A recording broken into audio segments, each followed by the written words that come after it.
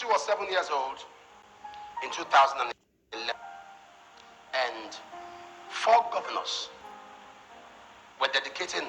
If you've been to our church, you see the current first auditorium.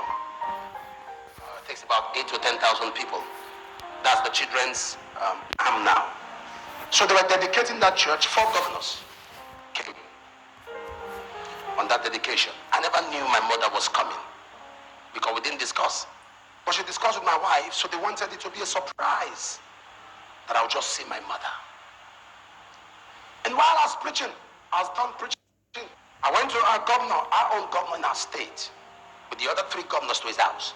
I noticed people were talking around me in whispers. In whispers. In whispers. And one of the governors very close to me said to me, you know, no matter what happens, life goes on. I said, what happened? He kept quiet. I saw my wife. She was quiet. I saw some people. They were quiet. I told my wife what happened. She was quiet. Huh? You know the story? I said, where are my children? He said, they are fine. What is up? And someone ministered to me. He said, your mom is dead.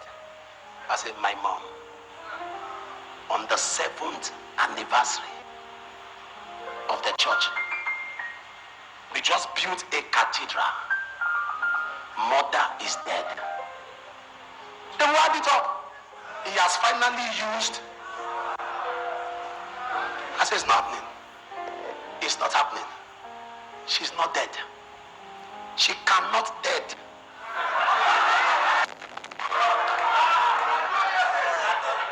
I said, she's not dead. I said, no, she's not. I stormed out. And I went straight to my office. Put my face on the spot where I entered the covenant with God. I said, Father, this is not happening. They said the car is gone. The police only died. Driver died. This one died. And they were just calling him dead. And I began to pray. I began to pray.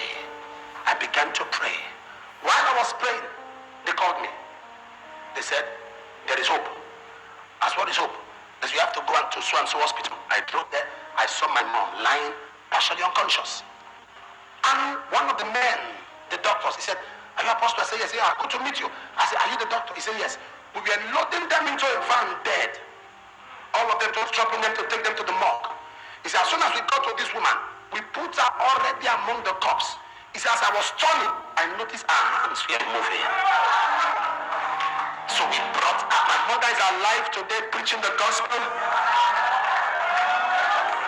You may feel pain.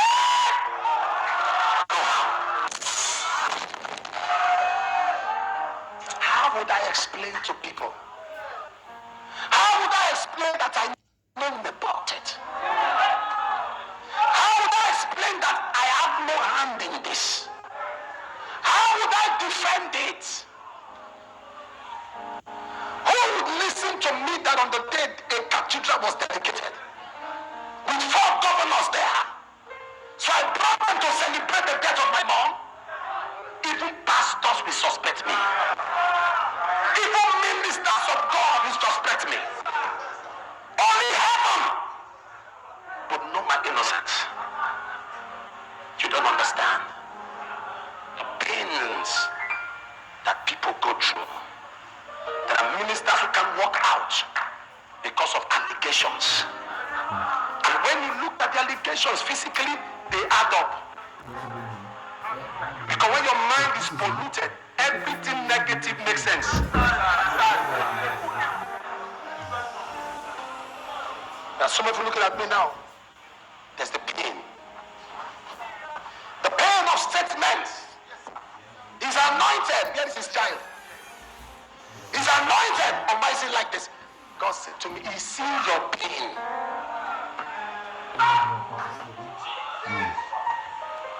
See your pain.